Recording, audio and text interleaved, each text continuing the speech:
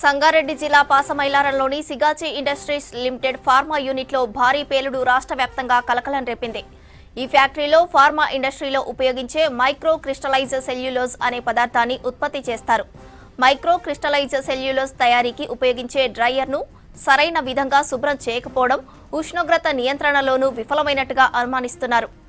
Sprayer డ్రైయర్లో జరిగే రసాయన మిశ్రమ ప్రక్రియతో ఉష్ణోగ్రత అనూహ్యంగా పెరుగుతోంది. దాన్ని ఎప్పటికప్పుడు స్థిరీకరించేందుకు బ్లో ఎయిర్ డ్రైయర్లు ఉపయోగిస్తారు. గాలిని పీల్చుకొని వదలడంతో వీటిలో దుమ్ము పేరుకుంటుంది. వాటిని ఎప్పటికప్పుడు శుభ్రం చేస్తుండాలి, లేకుంటే స్ప్రేయర్ డ్రైయర్ పనితీరు స్లో అవుతుంది. ప్రమాదానికి సంబంధించి మరిన్ని డీటెయిల్స్ శ్రీధర్ అందిస్తారు. శ్రీధర్, పేలుడుకు కారణాలేంటి? ప్రస్తుతం మనం పాషమైలారంలోని సిగాచి ఫ్యాక్టరీ వద్ద ఇక్కడే ప్రమాదం జరిగింది. ప్రస్తుతం ప్రమాదం జరిగిన ప్రాంతం విజువల్స్ చూడొచ్చు, పూర్తిగా ధ్వంసమైపోయింది.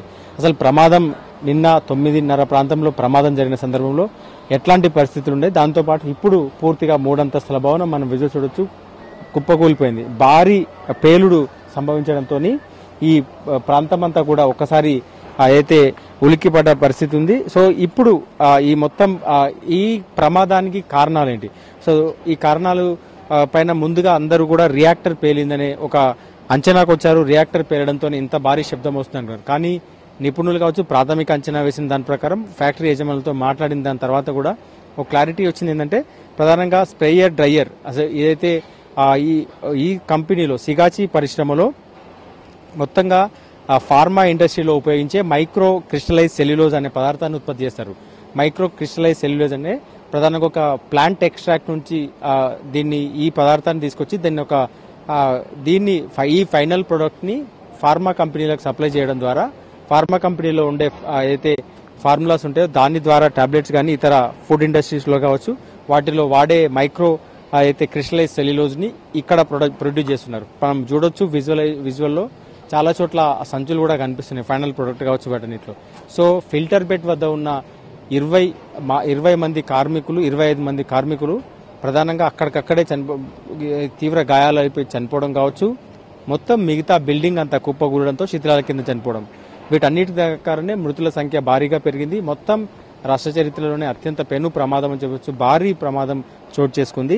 దీని అంతటికీ కారణం కూడా నిర్వహణ లోపాలు. ప్రధానంగా ఇక్కడ ఈ ఇండస్ట్రీస్ జనరల్ గా న్యూక్లియర్ ఏదైతే ఇదంతా కూడా రియాక్టర్స్ ఏవైతే ఉంటాయో వాటన్నిటిని ఆ రియాక్టర్స్ పేలుడు కారణంగానే జరుగుతాయి. కానీ ఇక్కడ మాత్రం వీళ్ళంతా కూడా ఈ ముందు అధికారుల ప్రాథమిక అంచనా ప్రకారం, దాంతోపాటు ఇప్పుడున్న ప్రత్యక్ష సాక్షులు కావచ్చు కంపెనీ యజమానులతో మాట్లాడిన తర్వాత ఒక నిర్ధారణకు వచ్చారు. వాటిలోనే ప్రధానంగా ఏదైతే డ్రైయర్లను పూర్తిగా ఎప్పటికప్పుడు బ్లో చేసి వాటిని క్లీన్ చేసే ఒక ఫ్యాన్స్ ఉంటాయి. ఆ ఫ్యాన్స్ ని సరిగా క్లీన్ చేయకపోవడంతో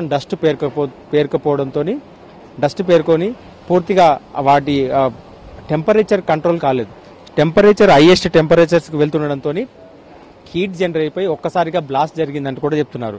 సో బ్లో ఎయిర్ హ్యాండర్లను ఎప్పటికప్పుడు శుభ్రం చేయాల్సి ఉంటుంది. సో ఇక్కడ స్కిల్డ్ లేబర్ ని వాడరు. జనరల్ గా ఈ ఇండస్ట్రీస్ లో పనిచేసే ఒక్కొక్క టెక్నీషియన్స్ కావచ్చు స్కిల్డ్ లేబర్ ని వాడాల్సి ఉంటుంది. కానీ తక్కువ జీతాలకు పనిచేస్తారని చెప్పి ఇతర రాష్ట్రాల నుంచి చాలా వరకు అయితే బీహార్ కావచ్చు ఒడిశా రాష్ట్రాలకు చెందిన వారిని ఇక్కడికి లేబర్ ని తీసుకొచ్చి కాంట్రాక్టర్ వాళ్ళకి స్కిల్స్ ఉండవు, మినిమం క్వాలిఫికేషన్ ఉండదు. కానీ ఒక ప్రమాదకరమైనటువంటి ప్రాంతాల్లో స్కిల్డ్ లేబర్ ని ఒక ప్రమాదకరమైనటువంటి ఎక్విప్మెంట్ ను వాడేప్పుడు స్కిల్డ్ లేబర్ ని వాడుకోరు. సో అట్లాంటి సందర్భాల్లోనే ఈ ప్రమాదాలు జరుగుతుంటాయని కూడా చెప్తున్నారు.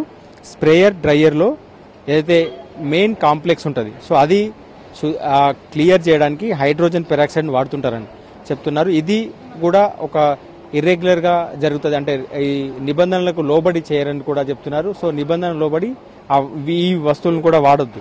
కానీ వీటన్నిటిని వాడుతూ సో ఈ కంపెనీ యాజమాన్యం పూర్తిగా నిబంధనలు తుంగలో తొక్కడం, దాంతోపాటు సేఫ్టీ ప్రికాషన్స్ తీసుకోకపోవడం వల్ల ఈ ప్రమాదం జరుగుతున్నారు. ప్రధానంగా ఈ మొత్తం పెను ప్రమాదానికి మూల కారణమైనటువంటి స్ప్రేయర్ డ్రైయర్ లో జరిగే రసాయన మిశ్రమ ప్రక్రియ ఏదైతే ఉందో దాని టెంపరేచర్ హైయెస్ట్ రేంజ్ కి పోవడంతోనే ఈ ప్రమాదం జరిగినట్టు కూడా అధికారులు కావచ్చు నిన్న మంత్రి వివేక్ వెంకటస్వామి కూడా ముందుగా అనుకున్న దాని ప్రకారం ఏదైతే రియాక్టర్లు పేలాయని ముందుగా అనుకున్నారు అందరూ. ఏదైతే కంపెనీ చుట్టుపక్కల ఉన్న కార్మికులు కావచ్చు కార్మిక సంఘాలు కావచ్చు దాంతోపాటు బంధువులు కావచ్చు అందరూ రియాక్టర్లు పేలాయనుకున్నారు. కానీ నిన్న మంత్రి వివేక్ వెంకటస్వామి కూడా ప్రకటించారు, రియాక్టర్లు పేలలేదు, డ్రైయర్లు పేలాయని చెప్తున్నారు. సో డ్రైయర్లు పేలినప్పుడు ఇంత ప్రమాదం జరగదు. కానీ ఈ డ్రైయర్లు పేలిన సందర్భంలో కొన్ని అంటే ఇక్కడ వాడకూడని కెమికల్స్ వాడుతున్నట్టు కూడా గుర్తించారు. స్ప్రేయర్ డ్రైయర్లో ఏదైతే మెయిన్ కాంప్లెక్స్ ఉంటుందో ముడి ఔషధాన్ని తీసుకొచ్చినప్పుడు దాన్ని క్లీన్ చేయడానికి, దాన్ని శుద్ధి చేయడానికి హైడ్రోజన్ పెరాక్సైడ్ వాడుతుంటారని కూడా అంచనా వేస్తున్నారు. దీని కారణంగానే భారీ ప్రమాదం జరిగిందని చెప్తున్నారు. సో దీనికి ప్రధాన కారణము ఒకటి మెయింటెనెన్స్ లేకపోవడము, అక్కడ సేఫ్టీ మెజర్మెంట్స్ తీసుకోకపోవడం, దాంతోపాటు ఇక్కడ దానికి సంబంధించినటువంటి వాడకూడని వస్తువులు వాడడము, కెమికల్స్ వాడడము, డ్రైయర్ని ఏదైతే క్లీన్ చేయకపోవడం, ఈ కారణాల వల్లనే పూర్తిగా ఈ ప్రమాదం చోటు చేసుకుందని చెప్తున్నారు. సో మనం విజువల్స్ చూస్తున్నాం, ఇప్పటి వరకు కూడా ఇంకా పొగ బయటకు వస్తుంది, మంట వస్తుంది, ఘాటైన వాసనలు వస్తున్నాయి.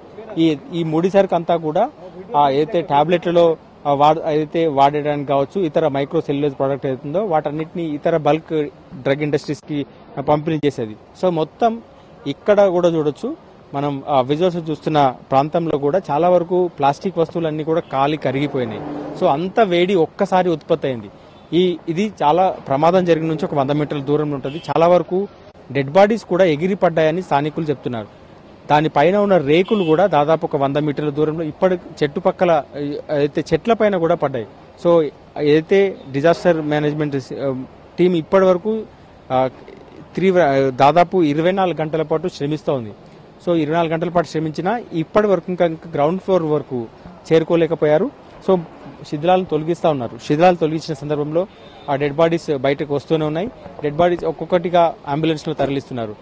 అయితే వీరి పూర్తిగా మాంసం ముద్దల్లాగా మారిపోవడంతో ఇక్కడ ఫోరెన్సిక్ సంబంధించినటువంటి మొబైల్ ఫోరెన్సిక్ టీం కూడా ఇక్కడ ఉన్నది. సో ఎప్పటికప్పుడు ఏదైతే డెడ్ బాడీస్ కావచ్చు వారి అవయవాలను గుర్తించే ప్రయత్నం కూడా చేస్తున్నారు. చాలా వరకు మాంసం ముద్దలుగా మారిన పరిస్థితి. సో మొత్తం కకావికలం అయిపోయింది ఈ ప్రాంతం అంతా కూడా. భారీ డ్రైయర్లో పేలుడు కారణంగా భారీ శబ్దంతో పాటు భారీ మంటలు వ్యాప్తి చెందడం, కెమికల్స్ అన్ని కూడా అయితే మొత్తం 3 ఫ్లోర్ల బిల్డింగ్ కుప్పకూలిపోయినట్టు పరిస్థితి. సో ఆ శిథిలాల కింద ఉన్నటువంటి అవయవాలను వెలికి తీసే ప్రయత్నం చేస్తున్న దాంట్లో భాగంగానే ఫోరెన్సిక్ టీం కూడా ఇక్కడ పనిచేస్తూ ఉంది. సో ఈ మొత్తం శవాలన్నీ కూడా, మృతదేహాలన్నీ కూడా గుర్తుపట్టలేని స్థాయికి చేరుకోవడంతో అయితే గుర్తుపట్టలేని వాటిని డిఎన్ఏతో గుర్తుపట్టే ప్రయత్నం చేస్తున్నారు. ఇప్పటి వరకు దాదాపు 36 మృతదేహాలను కన్ఫర్మ్ చేశారు. కానీ మృతులుగా కన్ఫర్మ్ చేశారు. వారందరికీ సీఎం రేవంత్ రెడ్డి కొద్దిసేపటి క్రితం మాట్లాడుతూ కంపెనీ యాజమాన్యం, ప్రభుత్వం కలిసి ₹1 కోటి పరిహారం ఇచ్చేందుకు సీఎం రేవంత్ రెడ్డి హామీ ఇచ్చారు. దాంతోపాటు ఇక్కడ కంపెనీ యాజమాన్యాలతో కూడా, కంపెనీ పరిశ్రమ యాజమాన్యాలతో కూడా మాట్లాడి దాని తర్వాత ఇప్పుడు చికిత్స పొందుతున్న వారికి ఇమ్మీడియట్ గా ₹1,00,000, దాంతోపాటు అయితే గాయాల పాలైన వారికి ₹50,000 ఇట్లా ఇమ్మీడియట్ సాయం కింద ప్రభుత్వం వైపు నుంచి ఇస్తామని కూడా మాట్లాడారు. సో వారి ద్వారా మొత్తం ఇప్పటికీ చికిత్స పొందుతున్న వారికి మెరుగైన సాయం అందించేందుకు ఏర్పాటు చేస్తున్నారు. సో మొత్తంగా ప్రమాదం ఒక పెను ప్రమాదమే సంగారెడ్డి జిల్లాలో జరిగింది. రాష్ట్ర వ్యాప్తంగా కార్మిక లోకం సంచలనానికి అయితే భయభ్రాంతులకు గురి చేసినటువంటి ఒక ఆందోళనకు గురి చేసినటువంటి ఒక ప్రమాదం అని చెప్పొచ్చు. ప్రధానంగా యాజమాన్యం నిర్లక్ష్యం. సో ఏదైతే డ్రైయర్లను కావచ్చు, రియాక్టర్లను మెయింటెనెన్స్ సరిగా చేయకపోవడం, నిర్లక్ష్యం కారణంగా, దాంతోపాటు సంబంధిత ఆపరేటర్లు ఎవరైతే టెక్నికల్ స్కిల్స్ లేకపోవడం కారణమని చెప్తున్నారు. సో కనీస అర్హతలు లేని, కనీస టెక్నికల్ స్కిల్స్ లేని ఒక లేబర్తో పనిచేయించడం ద్వారా ఈ కార్మికులకు తీవ్ర నష్టం వాటిల్లింది. దాదాపు ఈ కార్మికుల కుటుంబాలలో తీవ్ర విషాదం చోటు చేసుకుంది. మొత్తం ఈ 50 మంది వరకు కూడా అయితే ఇప్పటివరకు ఐడెంటిఫై అయిన 35 మందితో పాటు మరికొంతమంది మిస్ అయ్యారు. శకలాల కింద ఇంకా మృతదేహాలు లభించే అవకాశం ఉందంటూ కూడా అధికారులు చెప్తున్నారు. నేను రాత్రి నుంచి కూడా సహాయక చర్యలు కొనసాగుతున్నాయి. జేసీబీల ద్వారా శిథిలాలను తొలగిస్తున్నారు. ఇప్పటికీ ఇంకా ఘాటైన వాసనలు ఇక్కడ కమ్ముకున్నాయి. ఏదైతే మొత్తం శిథిలాల కింద ఇంకా ఏదైతే మృతదేహాలు లభించే అవకాశం ఉందంటూ కూడా చెప్తున్నారు. సో కార్మికుల కుటుంబాలు ఇప్పటి వరకు మొత్తం కంపెనీ చుట్టూ వారికి హెల్ప్ డెస్క్ ఏర్పాటు చేశారు. దానికి వచ్చి తమకు సంబంధించిన వారి వివరాల కోసం ప్రాధాయపడుతున్నారు. కార్మికుల కుటుంబాల్లో ఇంకా తీవ్ర విషాద ఛాయలు అలుముకున్నాయని చెప్పొచ్చు. మొత్తంగా ప్రమాదానికి కారణం కేవలం కంపెనీ సంబంధించినటువంటి రియాక్టర్లు కాకుండా డ్రైయర్ల వల్లనే ప్రమాదం జరిగింది. అది కూడా వాటిని బ్లోయర్లు ఏవైతే ఉన్నాయో వాటిని సరిగా మెయింటైన్ చేయకపోవడం, క్లియర్ చేయకపోవడం, డస్ట్ పేరుకపోయి టెంపరేచర్ హైయెస్ట్ రేంజ్కి వెళ్లడంతోనే బ్లాస్ట్ జరిగిందంటూ కూడా ప్రాథమికంగా ఒక అంచనాకు వచ్చారు.